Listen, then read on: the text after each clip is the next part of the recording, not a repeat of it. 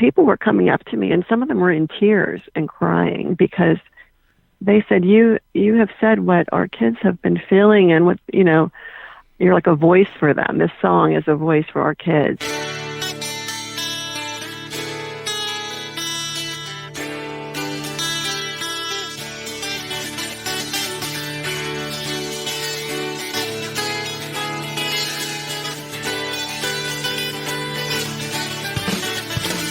Welcome to the Better Each Day podcast radio show with Bruce Hilliard. Today and every day, reaching out for innovative ideas in every way. Today's show is brought to you by your future. It comes with a lifetime guarantee. Make a better each day now, baby. Better in every way. Today's guest is Lisa Satira Brozek. She is a mom, an author, and an organizer of musical programs for the autistic. She wrote touching lyrics to this song, a song to her son Christopher, who is autistic. The song, Differently Abled Man. The song features her daughter Caitlin Nicole on vocals, and her autistic but very incredibly musical son, Christopher. Please listen to Differently Abled Man and pay special attention to the drum part.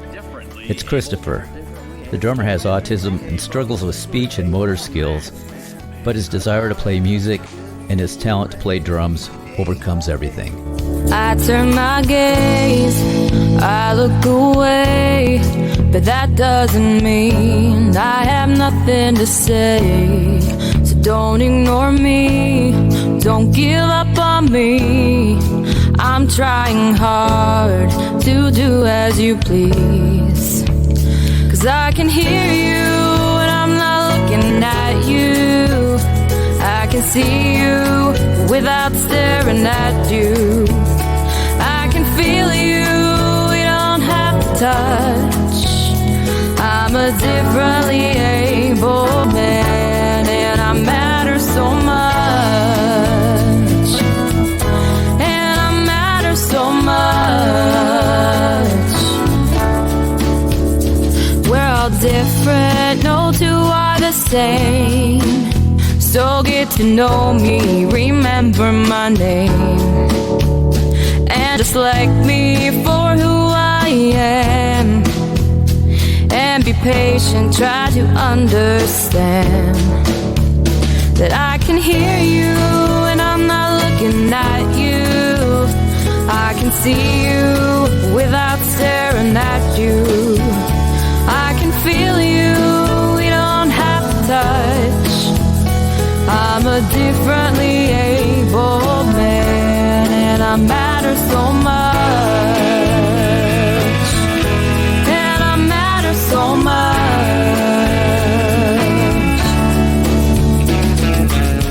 Try not to judge me when I look away. I wanna fit in, but it's not my way.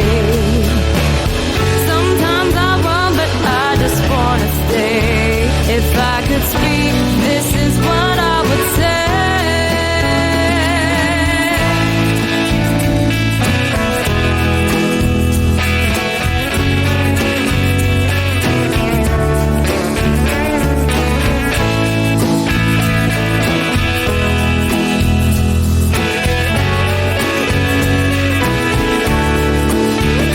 I can hear you when I'm not looking at you.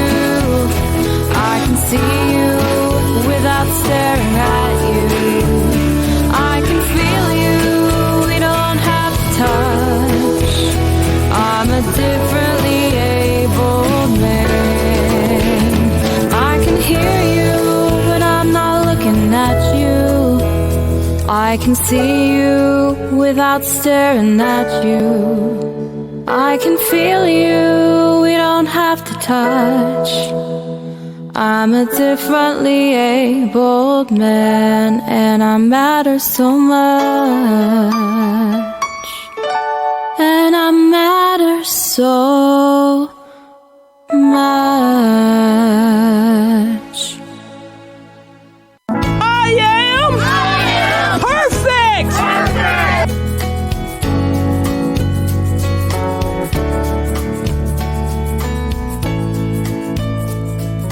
It's a song that I wrote for my son Christopher, who has autism, and he really is pretty verbally challenged. He has trouble communicating. He has trouble putting, more than like 3 or 4 words into a sentence. So it's very frustrating for him. But he's, amazing. He's this amazing drummer, and he can read music, and he can play by ear. Wow. But trying to communicate is very, hard for him. And I see him getting frustrated, and a lot of times I'll say, give him a piece of paper, write it down. What are you trying to say? Or, and poor kid. It's frustrating for him, and then for me also, because I feel bad that I'm trying to understand what he's saying. But so one day he was having a bad day, and just, and when he gets frustrated or he can't get what he's trying to say out, he'll just cry. Or he's just this very sweet, gentle kid. And so I thought, my goodness, I was feeling all this frustration for him and not being able to communicate. And I thought, gosh, if he could really talk and tell me how he feels, and even tell the whole world, what would he say? Yeah. And so I just sat down and I just started to write. And before I knew it, I had this, which I thought was, I tend to write anyways a lot. I write like poems, and I've written a children's book and different things. But I just thought, oh, this is something, I think this is how he really does feel. And I thought it was kind of good. So I contacted a friend of mine. Her name's Kelsey Roche, and she went to school in Tennessee, I think Belmont, for singer-songwriting. And she works with me at this little job that we had, and a little part-time job. And I thought, I'm going to send this to her and see if she could even put, a little bit of music to it, or see what she comes up with.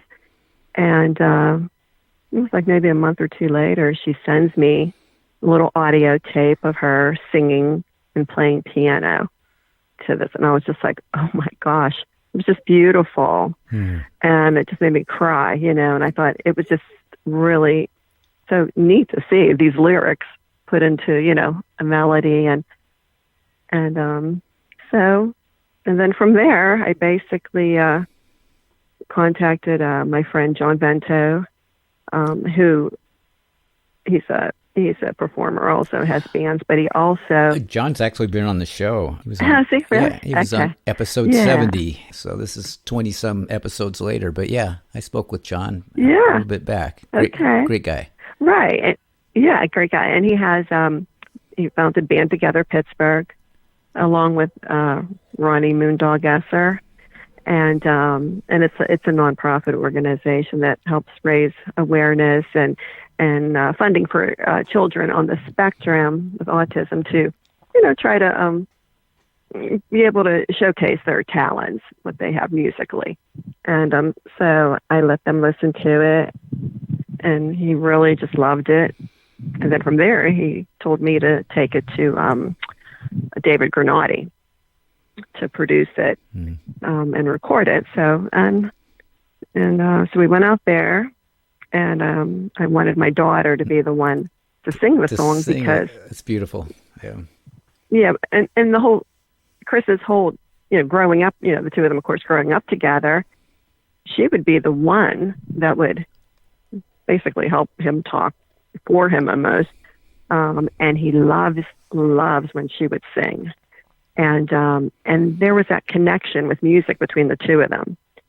And whenever she would sing, he would be more verbal, and he would sing along to Disney tunes and with her or whatever. And so that really brought out, more communication. And it's funny because you really can't carry on a whole conversation, but he can memorize movie scripts and all this other stuff, and he can sing and memorize songs, and it's just amazing. So she really, he just, loves his sister dearly. So I thought, okay, we're going to have her sing it. So it was really nice. We went up to the Granatis, and and they helped, add other instruments, and David played guitar, and then his brother Hermie Granati is an amazing piano player. And it was really, the whole process was really cool because he would play different things and how do you like this sound or that sound, you know. And we would kind of say, oh, I like this sound better. And so it took, you know, I don't even know, maybe about 2 months back and forth going over things. And then we finally came up with the final product. So it came out great. It turned out beautiful. It sounds like you guys have been doing it for years together. You're a writing team or something. Oh, really? Yeah, and you brought in a guest vocalist and everything. Now, correct me if I'm wrong, but your son plays drums on it. Oh yeah, Christopher plays the drums on it, and that was pretty amazing to see too because he had listened to the song, and so the first session, David said, "Let's just have him go in the booth, the studio area, you know, where the drums are, and hook him up, and I just want to see what his if he can just keep the tempo." Well, Christopher is like a metronome, a human metronome, you know, so he can hear a song and he can tell you what the tempo is. He's wow. Just, like amazing. So he went in there and just kept this, you know, tempo and beat. And David was just like, oh my gosh, I cannot believe that is just amazing. And so he did that. And then like the next session, he's like, hey, Christopher, you know, let's just sit down to the drums and you just add drum fills. You do what you want wherever you want. You put the fills in. So what you hear, those drum fills, that's Christopher. He had no music to read by, you know, nothing. He wasn't reading music, and he just made it up himself. All by feel.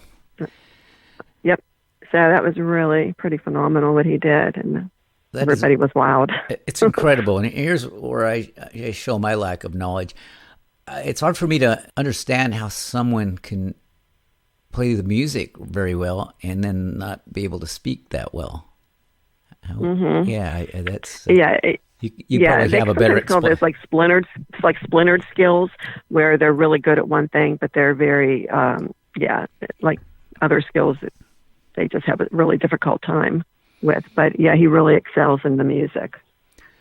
Well, which was amazing. I think everyone has an element of genius to them, and then maybe they're not so good at a lot of other things. And there's actually a physiological reason for this, or I don't know. But it's amazing that, you say he's pitch-wise, they call it perfect pitch, but he can tell you like beats per minute. He knows what the tempos are, and and he plays by feel. That's just so amazing. Yeah, he really is. He's quite a talent, you know. And it was funny because when he was younger, that was my question. How did that come about? Yeah. When did this start? When did you know that he wanted to play drums? Well, it's funny. It's a funny story because he was probably going into, I guess it was 7th grade. In the 7th and 8th grade, they had a little marching band, you know. And before that, I tried to get him like piano lessons. Because my mother-in-law plays classical piano, and they're all just very musically talented on that side of the family. And she kept saying, if he can play piano, he can play any instrument. I thought, okay. So we, got him into piano lessons, and he would sit. It was a waste of money. He would sit there, and she would like try to show him, play with his fingers. Well, no, he wouldn't do that. He'd get his whole elbow and his forearm, and he would just bang it on the keys. And then he would put his ear down and he would listen, to the tones. And this would go on for weeks. So he never really played anything. He would just boom with his elbow or something, just listen. So I said, okay, well, this isn't working. So one day, it was probably like September, whatever, the J.C. Penney catalog came in the mail. You know how they used to send those? Yeah. And, so he's looking through the catalog.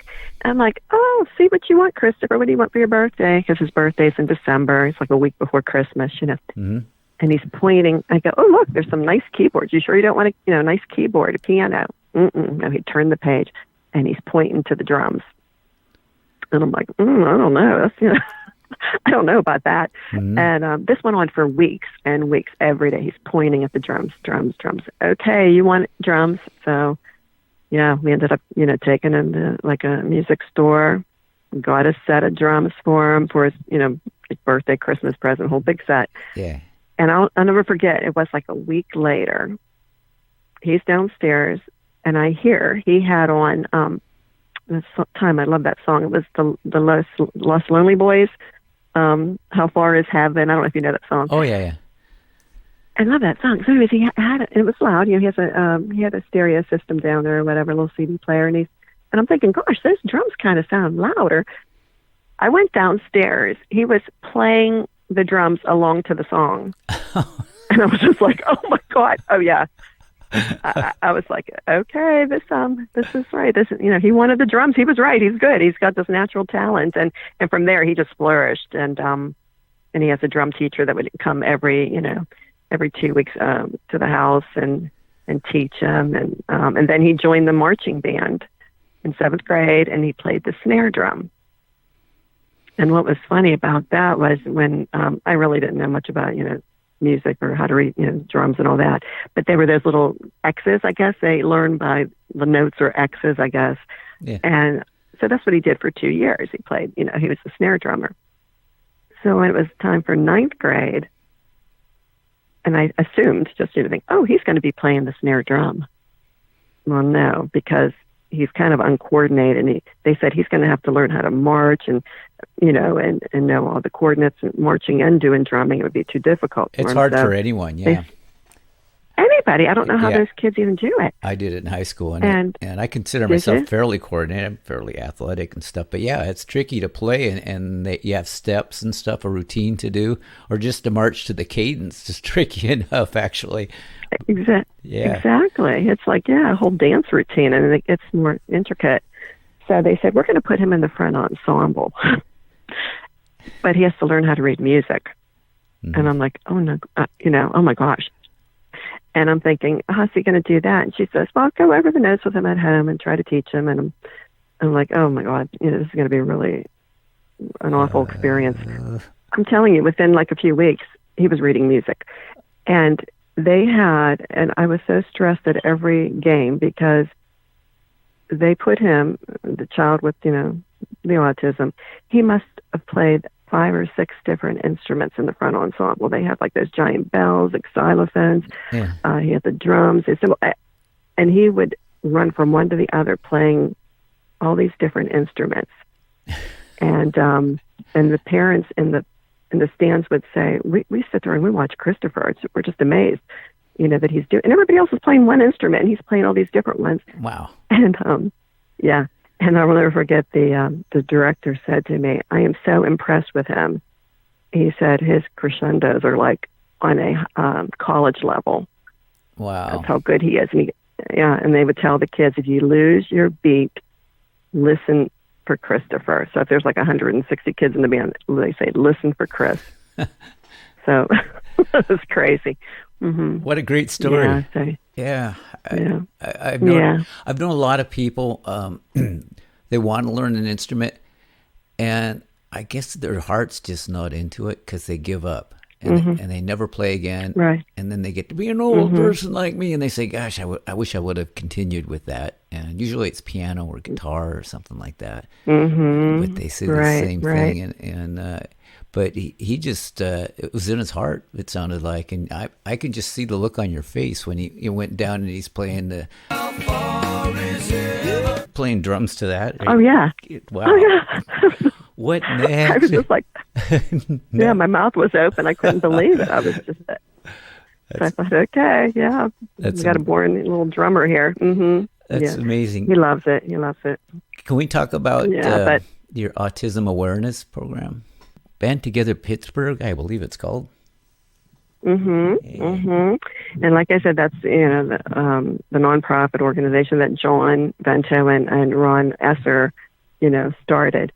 And it's wonderful because Christopher and some other, he has a band, and the other kids that are in the band also have autism, and the band is called Spectrum.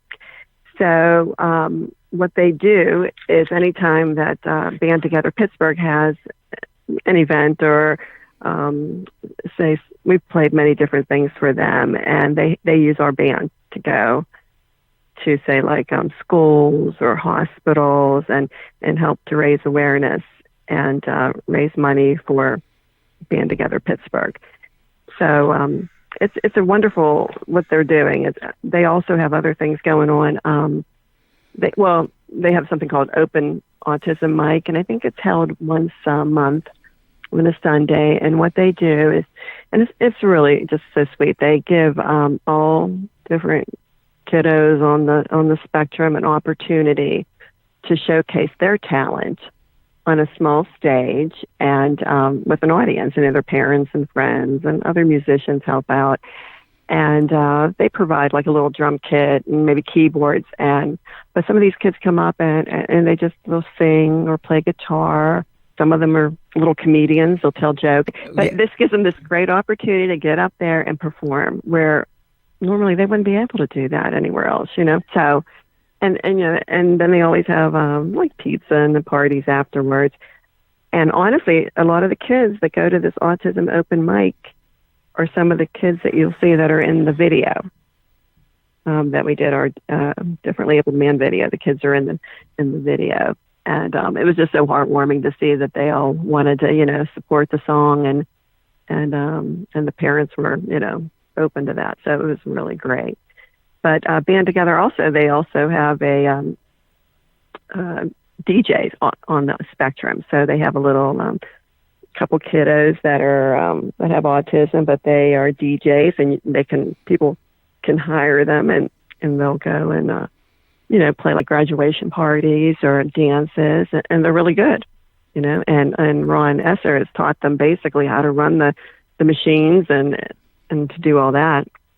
And another cool thing they do is they have what they call the Ron Beidel from Wild Cherry, the drummer. Okay, remember the song "Play That Funky Music"? Oh yeah.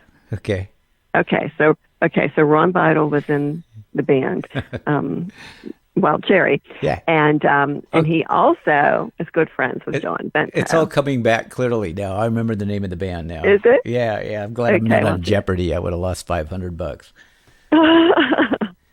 Well, anyway, so they also hold a autism-friendly drum circle, and it's really so amazing because Jim Donovan comes in and he runs it, and he has all these bongos and all the kids sit there and they just play these bongos, and it's just so much fun, and it brings out verbal expression. I mean, Christopher, the first time I saw him in a drum circle, I couldn't believe it, because he was watching Jim, who was instructing everybody.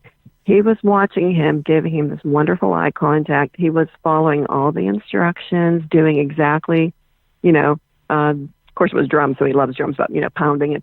But they would talk and chant and yell out stuff. I think it's really good to be able to express yourself, and I don't know that much about autism, but I imagine there's an element of not being able to express yourself verbally that must be frustrating. Do you find that Christopher gets frustrated sometimes and maybe a little bit angry just because he can't get through what he wants to say?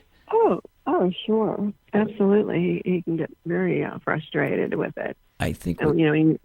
It could imagine anybody that it happens to me trouble. Because I'll have what I think is a simple idea to convey to someone, and I can't explain it well enough, and I consider myself an okay communicator, and sometimes I just let me explain it again. With music, I think it's more direct, and I think if you've got your chops down, as they call them, what you can do, how you play your instrument, basically is what it means. It's easier to express yourself. And I think it adds confidence to people, and I think it opens their brain up. I think maybe it gets a little more stimulation than it normally would by playing music, and then even playing in front of people, because now most people stop right there because they don't want to be judged. How are those kids? Do they get stage fright? Are they nervous, or do they just go for it? They basically just go for it. Some of them get a little nervous, but really, I don't think they're not.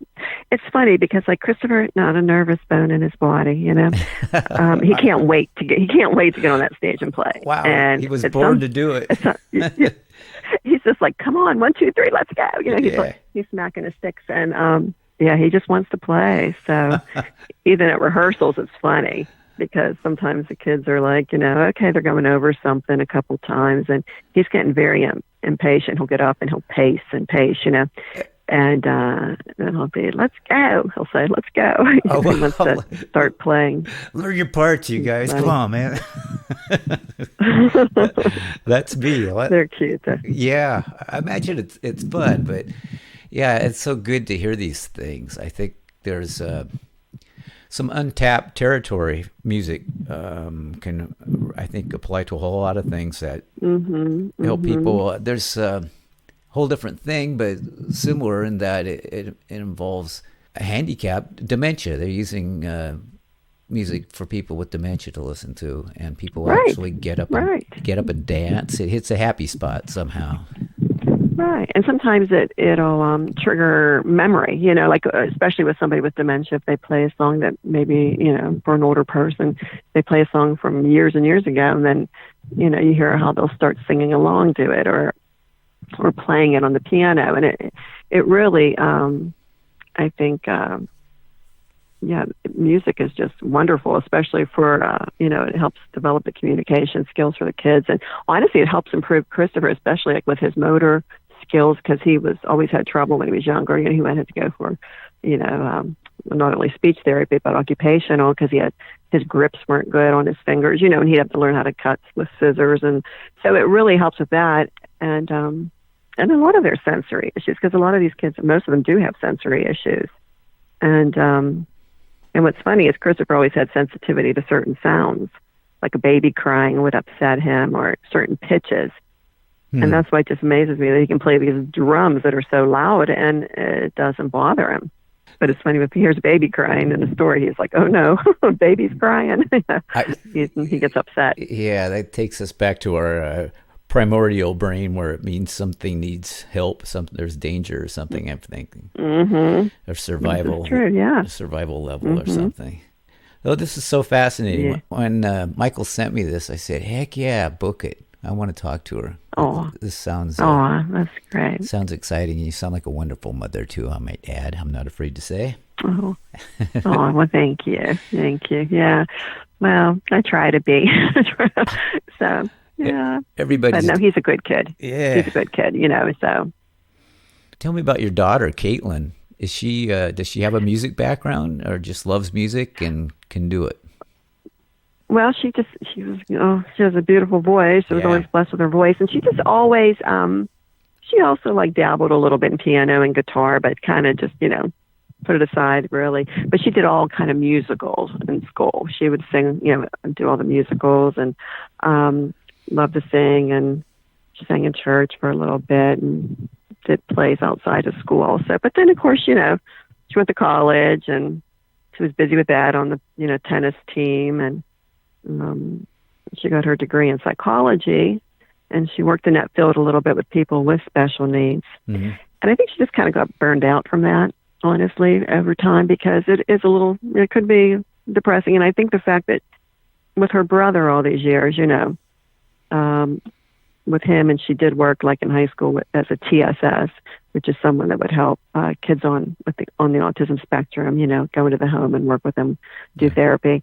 So she just felt like she needed to do something more creative.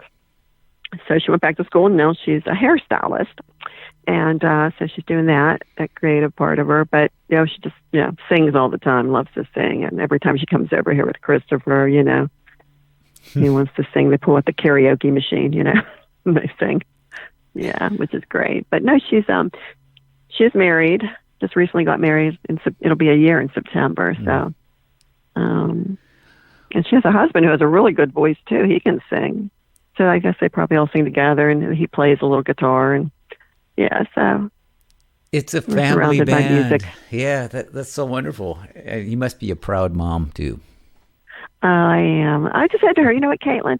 I said, if anything, just because I didn't know what would happen with this little song, I thought, okay, we wrote it. We're going to, have it recorded. And I said to her, the one day, I said, if anything, this is just something really special that, you can say to your children someday, or, my grandchildren, if I ever have any, but, grandmother wrote this, I sang it, your uncle played in it, just something something to pass down the generations to say, oh, look what we did. We made a nice little song. But I think it's, it's really, though, what I've been hearing from other people. And John showcased that, 2 weekends ago at the Blues and Roots Festival. People were coming up to me, and some of them were in tears and crying because they said, you have said what our kids have been feeling, and what, you're like a voice for them. This song is a voice for our kids. And so many people have just been really touched by it, and it's just very heartwarming. And I turn my gaze, I look away, but that doesn't mean I have nothing to say. So don't ignore me, don't give up on me. I'm trying hard to do as you please. 'Cause I can hear you when I'm not looking at you. I can see you without staring at you. I can feel you, we don't have to touch. I'm a differently able man, and I matter so much. And I matter so much.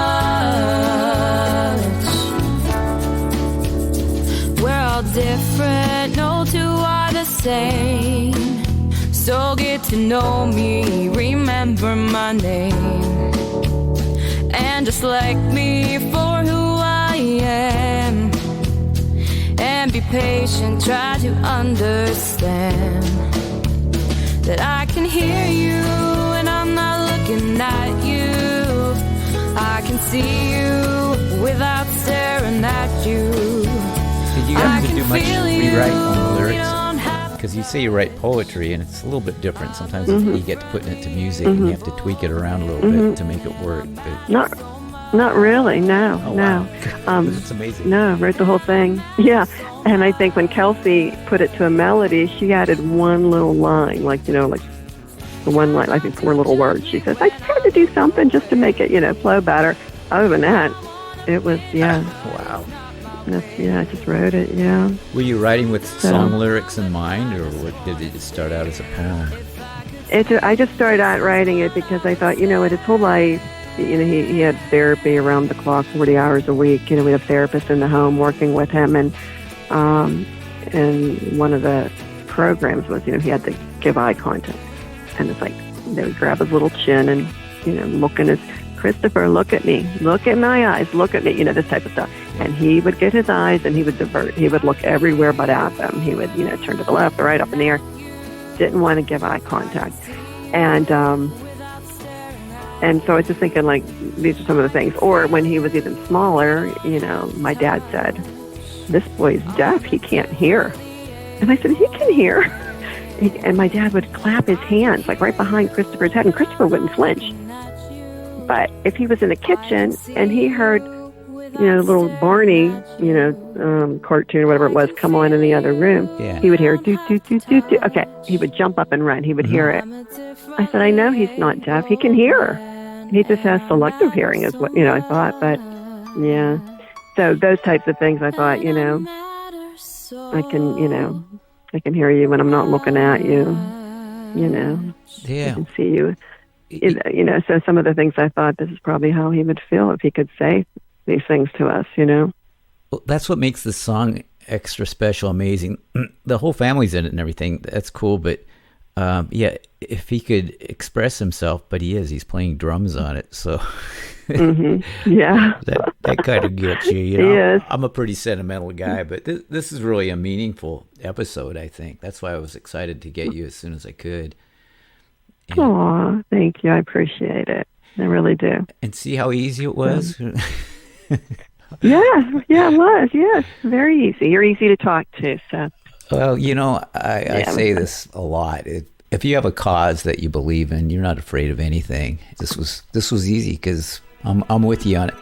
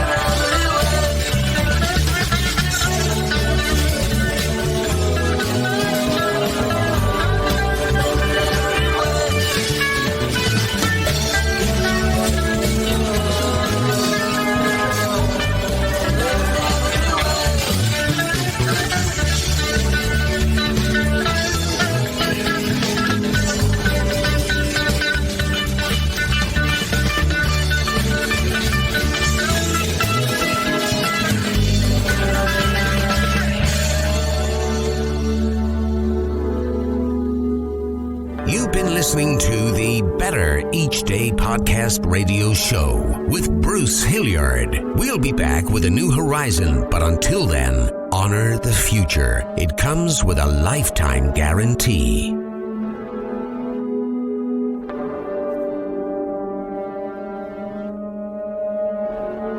And we're all just trying to make the next day a bit better.